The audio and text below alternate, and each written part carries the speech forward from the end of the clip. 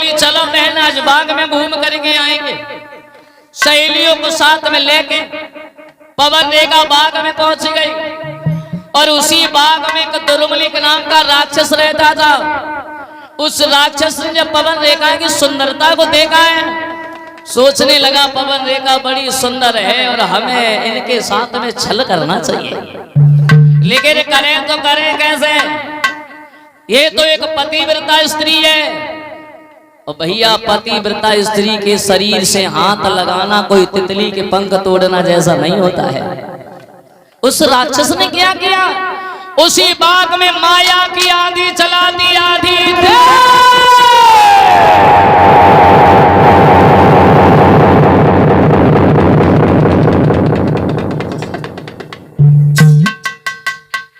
उस आंधी ने पवन रेखा की सहेलियां पवन रेखा से बिछड़ गई और पवन रेखा अकेली रह गई। तो वो माया रूपी राक्षस भेष बदल करेगा उग्रसेन का रूप धारण करके पवन रेखा के सामने पहुंच गया। तो पवन रेखा नहीं पहचाने पाई। बोलियो ठीक है महाराज, तुम इस बाग में क्यों आए हो? दुर्मलिक राक्षस बोला रानी जब तुम घर से चली आई हमें घर में कोई दिखाई नहीं पड़ा, हम तुम्हारे पीछे ही पीछे चले आए हैं। हाँ बड़ा सुहावना मौसम है, हम और तुम दोनों इस बाग में विहार करें। पवन रेखा बोली महाराज पागल हो गए हो क्या? ये दिन का समय है और दिन के समय पशु पक्षियों का कार्य होता है। मगर वो राक्षस एक भी नहीं माना। माने तो भैया माने क्यों? क्योंकि देखो बात जाए कौआ अंधो रात में उल्लू दिन में होए।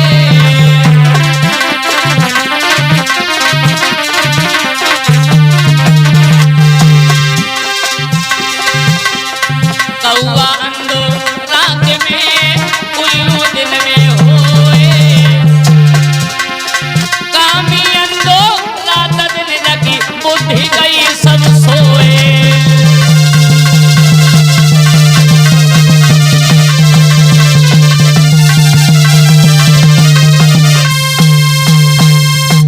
कौआ रात में अंधा हो जाता और उल्लू दिन में अंधा हो जाता है। मगर जो कामी पुरुष होते हैं वो रात दिन काम वासना में अंधे बने रहते हैं। उस राक्षस ने एक भी बात नहीं मानी और अंत में धोखा से बनी चने करो सती संग भोग।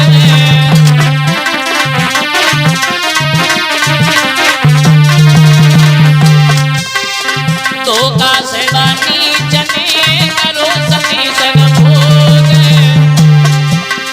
प्रकट हुई गयो अंत में मां बाकी को संयोग।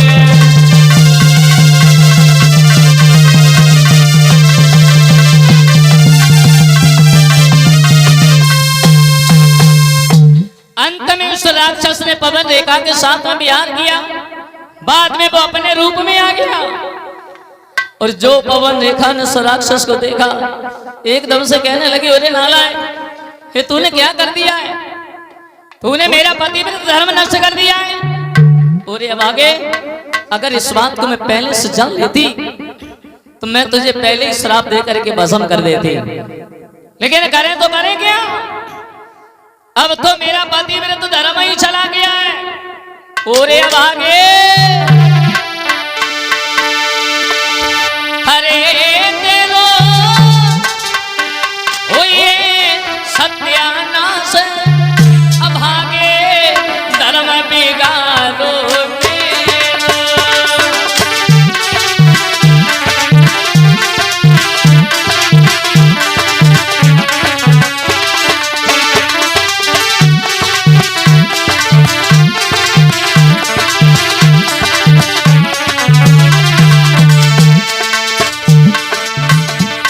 जो पहले जाने में लेती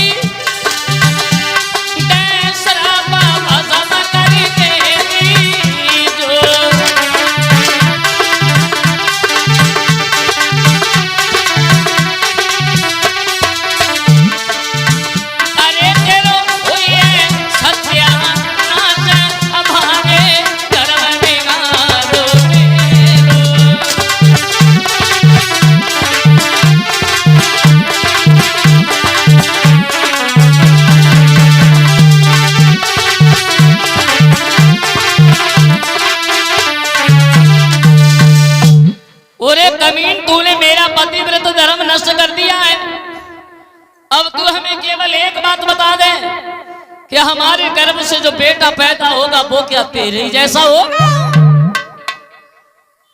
राक्षस बोला, रानी देखो जो होने वाला था वो तो सब कुछ हो गया है, अब कुछ नहीं हो सकता है। तुम्हारे गर्भ से जो बेटा पैदा होगा बिल्कुल हमारे जैसा होगा, कोई कमी नहीं होगी उसमें, बलवान, ताकतवर, पहलवान, संत महात्मा को, दीन दुखियों को बहुत सताएगा, मगर एक कमी होगी उसमें कि बाद में वो भगवान के हाथ से मारा जाएगा। इतनी बात कह करके वो राक्षस अंतर ध्यान हो गया। पवन रेखा की सहेलियां पवन रेखा के पास में आई और सिंगार बिगड़ो बहु देखो तो वे पूछने लगी, का है बहना, का है बताओ। जी हाँ अब तुम्हारा सिंगार कैसे बिगड़ेगा? कचमती पूछे और तुम्हारी चुनरी फटी गई। अरे कच पूछे ही मती कहाँ होएगा? कच पूछ मती कहाँ होएगा? हम तुम कहीं दो जनी बाग में होना आएगी तेज आंधी। हाँ आंधी है तो पानी है तो सब संग है तो हाँ और तुम पता ना कहा उन खोए गई और हम वहीं रह गई अकेली और होन आएगा एगो बंदर। बंदर? बहुत मोटो बंदर है तो कैसो? ऐसो है तो डबल पूछवाओ जी फिर लंगूरी बंदर मान ले हैं? बैठियो कंधना पे तुम्हारे एकदम अब कंधना बैठो दो तीन तो गुंचा दे और दो तीन तो लपड़ दे एकदम चुनरिया फाट डारी अब सब दसे बिगाड़ दे। जब बात है तुम्हारी किस्म बहुत बेकार दशा कर दी आज। ऐसा तो ना कुछ और बात हो। और जी हमने ऑनलाइन तो बहुत कोशिश करी, बंदर ने तुम्हें मारो, बहुत मारो है। पवन रेखा ने अपने पेट वाली बात छुपाई ले, बात बदल के बोली, क्या बोली? तुम छोड़ के हमको चली गई, तुम छोड़ के हमको चली गई, एक बंदर ने हमें पछाड़ दिया, एक बंदर ने हमें पछाड़ दिया।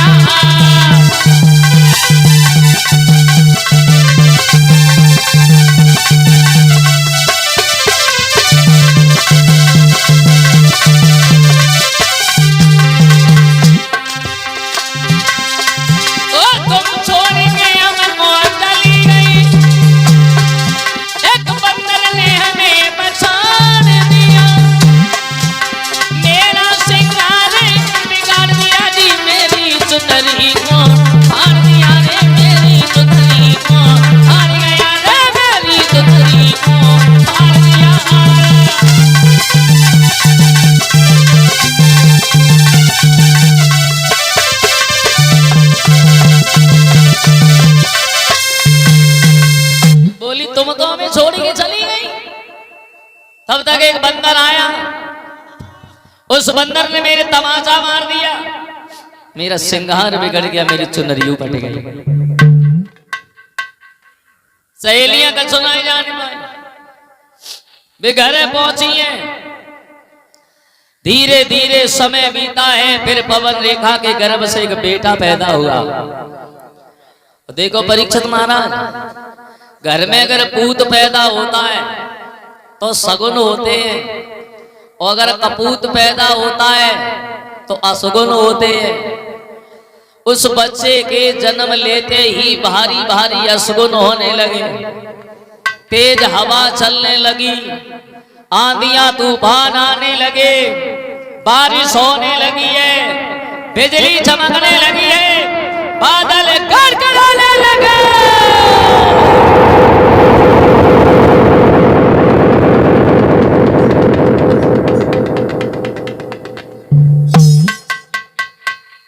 और फिर उसी बच्चे का नाम ज्योतिषियों ने रख दिया कंस। कंस इस तरीका से कंस का जन्म हुआ था। कंस जब थोड़ा बड़ा हुआ है तो बचपन से ही अत्याचार करने लगा है। गांव के लड़कों को साथ में खिलाने के लिए ले जाता है। किसी किसी बच्चे को हंसी हंसी में कुएं में ढकेल देता है, किसी को फांसी पर लटका देता है, मार देता है। कंस जब 18 साल का हो गया है तो 18 गुंडा कंस के पीछे पीछे लग गए। 18 गुंडा। एक दिन गोकुल से कुछ लड़कियां दही बेचने के लिए मथुरा में आई। कंस ने उन लड़कियों को पकड़ करके एक पेड़ से बांध दिया।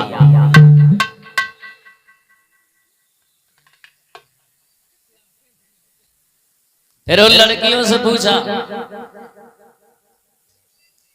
ओ लड़की,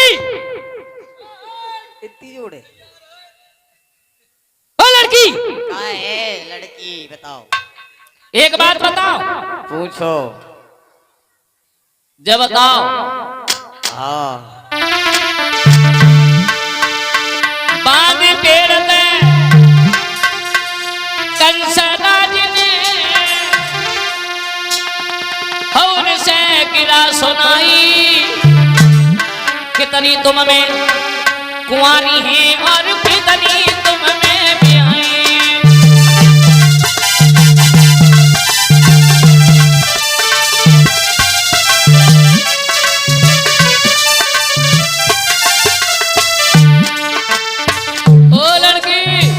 का है भैया, तुम हमें क्या बताओ।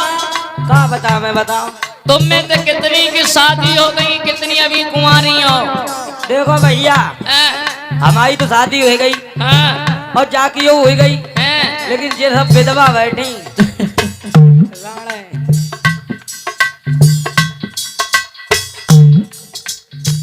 एक लड़की कंस से बोली, भैया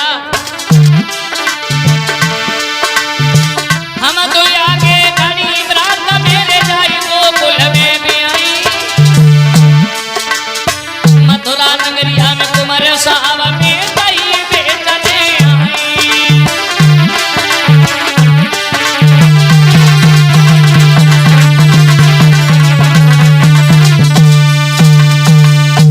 जवाब दिया, हम तो आगे खड़ी हैं, हमारा गोकुल में विवाह हुआ है, मथुरा में दही बेचने के लिए आई हो। कंस ने अपने लड़कों से जवाब दिया, लड़कों इन लड़कियों को पेड़ से बांध करके इतनी पिटाई लगाओ जो इन्हें मालूम हो जाए इनके घर वालों ने गोकुल में शादी कर दी। मथुरा के लड़के क्या मर गए थे शादी करने के लिए। बैठा देव जो औलाद माने बालक बंदर एक समाना, जहाँ बैठे ता उधम मचाना।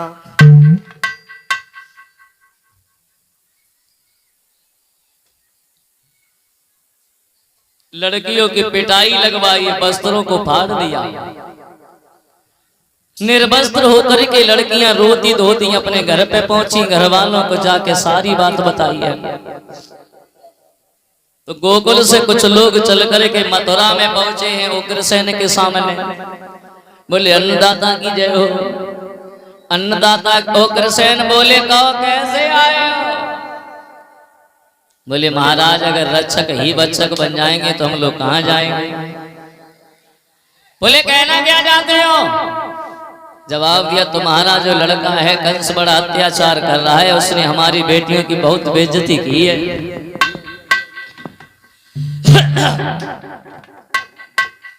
अगर राज्य इसी तरीका से चला तो फिर बताओ हम लोग कहाँ जाएंगे।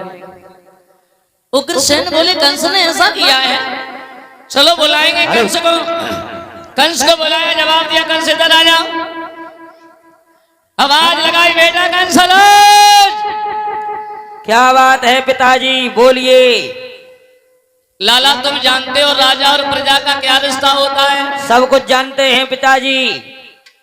जैसे एक शेर का और वन का रिश्ता होता है। हाँ हाँ, शेर से वन की शोभा होती है और वन से शेर की शोभा होती है।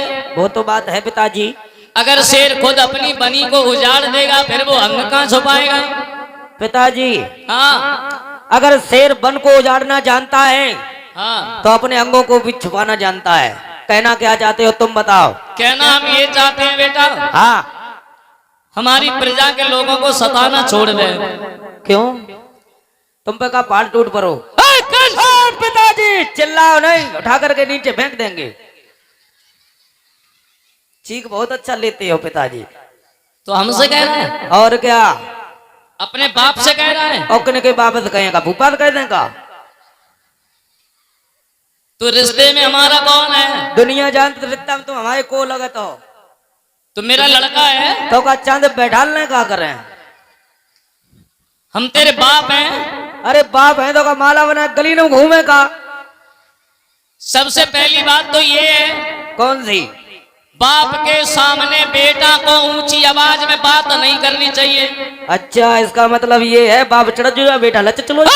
पिताजी चिल्लाओ नहीं ना, एक हम तरुआ बैठिए भाप दो।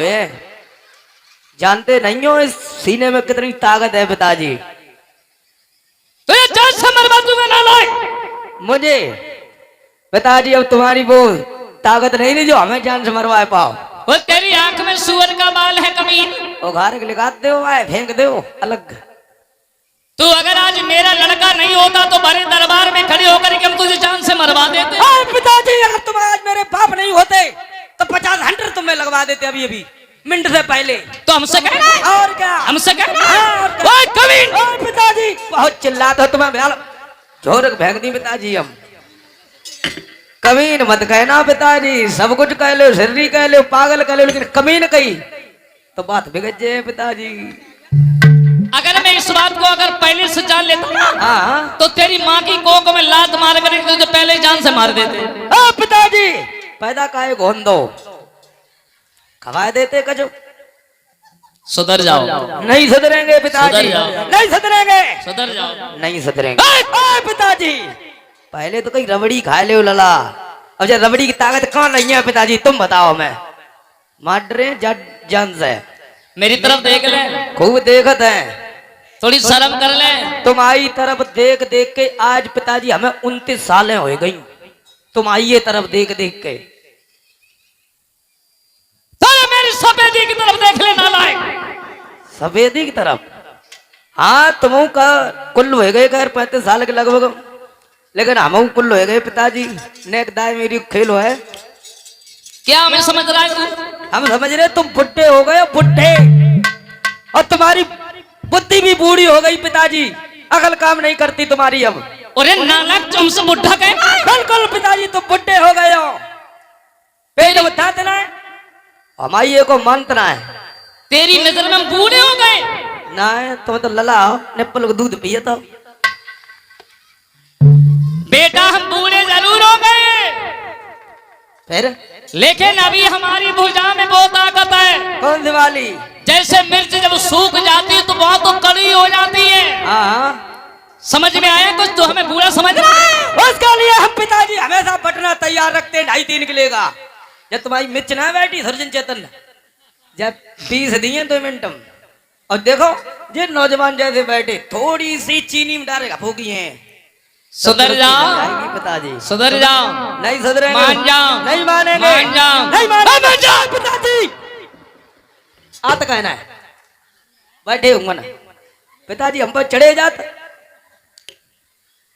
और तुम लोग क्यों आधा आध मचाई लड़ाई दुनिया में होते रहते हैं जब कबू, और बाप बेटे में तो खैर होते रहता। पिताजी अब कैसे कपत बैठे, तब तो कई लड़ा जो दूध खा ले, मठा पी ले, रबड़ी खा ले, ये ताकत बता हम क्या करें। हम फाँद दे को जीना ही ना को चिड़िया का ऊपर पिताजी। तब तो हमने तुमसे कही थी कि हमें मती तुम रबड़ी खवाओ, तो पानी प्यात रहते ताकत होती है ना पिताजी। अब बैठे कैसे, मुंह देख ले पिताजी को, उतरियो है तेईम।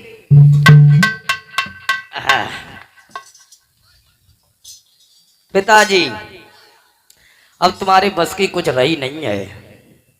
तुम ये कह रहे हो बार बार ये प्रजा तुम्हारी है, थी, लेकिन अब ना रही। अब तुम तो बूढ़े हो गए और राज्य हम करेंगे। हाँ कंस ने जवाब दिया, प्रजा के लोगों तुम लोग देख रहे हो हमारे पिताजी के ऊपर बुढ़ापा आ गया है और ऐसा लगता है कि बुढ़ापे में अभी इनकी बुद्धि खराब हो गई है, अभी राज्य चलाने के लायक नहीं रहे। एक बात बताओ प्रजा के लोगों, अगर इस मथुरा के राजा हम बन जाए तो कैसा रहेगा?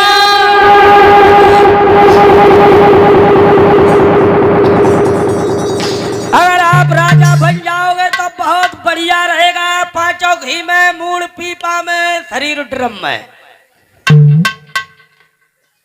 बहुत आनंद आएगा पिताजी। बहुत सेवा हो रही है। कंस के पीछे पीछे घूमने वाले खड़े हो गए, बोले आप राजा बन जाओ तो बात ही कुछ और है। तुरंत ही कंस ने आगे बढ़ करके जबरदस्ती अपने पिताजी के सर से मुकुट उतार करके अपने सर पे रख लिया। सिपाहियों के द्वारा हथकड़ियां बेड़ियां डलवा करके होकर शेर को पकड़वा करके जेल खाने में डलवा दिया। अब तुम जेल में पड़े पड़े आराम करो, अब राज्य हम करेंगे। कंस गद्दी पर बैठ गया। सभा को संबोधित करता हुआ कंस बोला, हमारे राज्य के बैठे हुए सभी लोगों, आज के बाद हमारे राज्य में कोई भी हवन कीर्तन नहीं करेगा। ठीक है। दूसरी बात यह है, कोई भी छापा तिलक नहीं लगाएगा। ठीक है। और तीसरी बात यह है, किसी के माता पिता बूढ़े हो जाए, हाँ। सेवा नहीं करोगे। क्या करना है? गड्ढा करना है, केवल गड्ढा। फिर अपने पिता की जी को उसी में दबा देना है। अच्छा। कोई महात्मा मिल जाए, लाल पीले वस्त्र वाला, पिछौरा वाला, हाँ। उसे पकड़ करके ले आओ, इस वाले कमरे में डाल दो। आओ छना पिताजी। छठवीं योजना, पहली बात तो ये है परीक्षित महाराज, जितना घी तुम हवन में जला करके खत्म कर देते हो, खुद खाओ, हमें खवाओ, और हम तुम्हारी कथा और मन से कहें। और सुनो, आज से जो हम चाहेंगे हम। अच्छा। बिल्कुल पिताजी, तुम नहीं, हम। कंस ने जहां भी कोई महात्मा मिला, सब महात्माओं को पकड़ करके जेल में डलवा दिया। जो महात्मा ने सुनी, अब तो हमारी भावैया आई गई। कछ कछ महात्मा ऐसे रहे जो कंस की डर की वजह से लाल पीले कपड़ा उतारे के फेंके आए और जींसों को पेंट पहने आए। कंस जब राजा बन गया है तो एक दिन कंस को अपनी तरफ ध्यान आ गया। तुरंत ही अपने मंत्री से कंस ने आवाज लगाई, मंत्री। कहिए महाराज, बहुत बोल रहा था ये तुमसे। कहिए महाराज, हम बहुत देर सुन रहे हैं। हमारी तरफ देखो। महाराज तुम्हारी तरफ देख देख के मुझे 4-5 सालें होती जाती हैं। अब तो हम जवान हो गए, जवान। देशों के पहलवान खड़े हुए, बताओ नहीं, फिर क्या करोगे? हम शादी के लायक हो गए हैं। शादी करोगे? हाँ। हम चले बराते में। चलोगे बाद में तुम? जी। पहले ये बताओ। हाँ बताओ। तुम्हारी नजर में कोई लड़की है, हम उसके साथ में शादी करें? महाराज हमारो धंधो है। धंधो है? बहुत बहुत सुंदर लड़कियां हैं मेरे पास। है कोई? बहुत सुंदर, बताओ कैसी बताएं? सुंदर होनी चाहिए, सुशील होनी चाहिए, गुणवान होनी चाहिए। हमारा थोड़ी मोटी ताजी हो तो? सुंदर होनी चाहिए, अच्छी होनी चाहिए। अच्छा नहीं, सही लगे तो हो। हाँ। भूरी भक्को हो तो? मैंने कहा सुंदर होनी चाहिए। महाराज हाँ। एक लड़की है, बहुत सुंदर है। सुंदर है? बहुत सुंदर है, बहुत अच्छी लग रही है। कौन है? और खूब पढ़ी लिखी है। है कौन? थोड़ी मोटी है। कौन है? ये देखो, ये हमारी पड़ोस में बैठी है। जा। महाराज गोबर को पला धत्ते स्कूल के बाहर फेंके। महाराज बहुत मोटी ताजी है तो कहा है? जाची ना लगे, जा कदुआ सी रही। महाराज देखो तो, स्क्रीन लाइट लगाते। अरे कोई और बताओ। महाराज एक लड़की है, बहुत सुंदर है, बहुत अच्छी है। कौन है? उसकी छोटी बहन है। बहुत सुंदर है महाराज, भक्क भूरी है। कौन है? एक है महाराज, बहु कदुआ जैसी है। कौन? जवाई दिखियो। जबरे जगी नाक मोटी है। जो ना सही है। कोई और बताओ। महाराज हाँ, एक लड़की है, हाँ। बहुत सुंदर है। ऐसे मान लो महाराज मरकरी लाइट फेल है, बाकी आगे सुंदर है। है सुंदर। जब हंसते समझो कौन हो चलो जात है। कौन है? जे देखो बैठी जा। है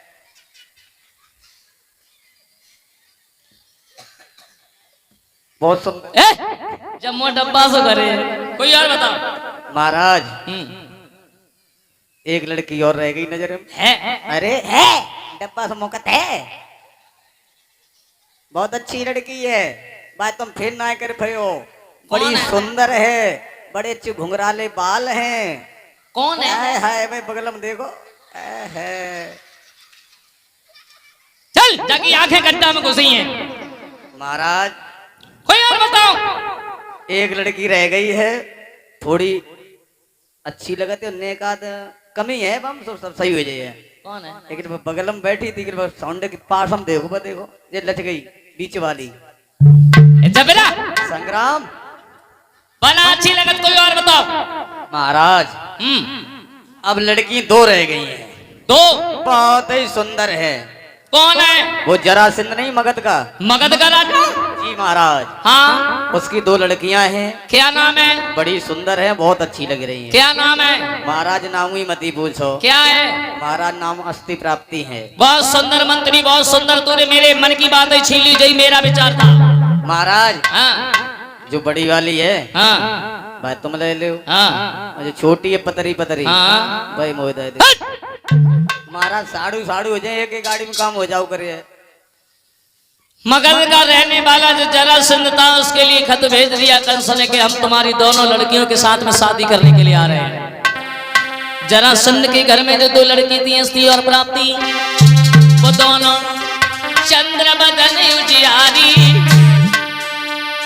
प्रभु में घर में कुंवारी दोनों।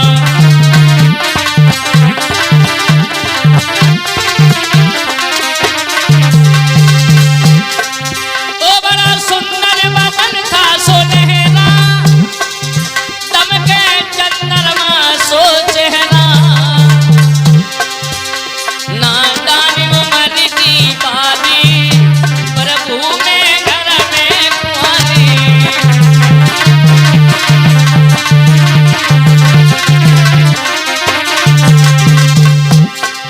ओ घर में दोनों वैश्यानी, दोनों में आई जवानी, देख बेटियन को सोचे महतारी, मेरी घूमे लली घर में कुंवारी।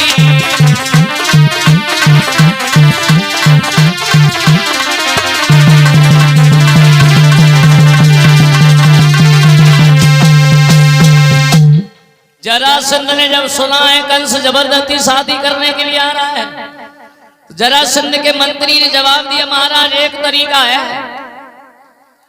हमारे घर में जो कुबिलिया पीड़ हाथी है, जिस हाथी में 10,000 हाथियों की ताकत है, कंस से कहो कि अकेले हमारे उस हाथी से युद्ध करे। अगर वो जीत जाए तो शादी कर ले जाए, अगर वो हार जाए मारा जाए तो मैं नहीं जानता हूं इस बात को। कह दो उसे। कंस ने सुना तो जवाब दिया, छोड़ दे अपने हाथी को। अरे छोड़। कुबिलिया पीड़ हाथी जब छोड़ा गया, कंस अकेला उदासी से भिड़ गया। वो इतना बलवान था कंस कि जिस हाथी में 10,000 हाथियों की ताकत थी, कंस ने अकेले उस हाथी को हरा दिया। जब हाथी हार गया तो मजबूर हो करके जरासंध ने अपनी दोनों लड़कियां अस्थि और प्राप्ति के साथ में कंस की शादी कर दी, और बाद में वही कुबिलिया पीड़ हाथी कंस को दान में दे दिया। शादी करके कंस मथुरा में आया। इस तरीका से कंस की शादियां हुई थी। देखें और थोड़ा सा आगे, कंस के घर में कंस की 15 बहनें थी। 15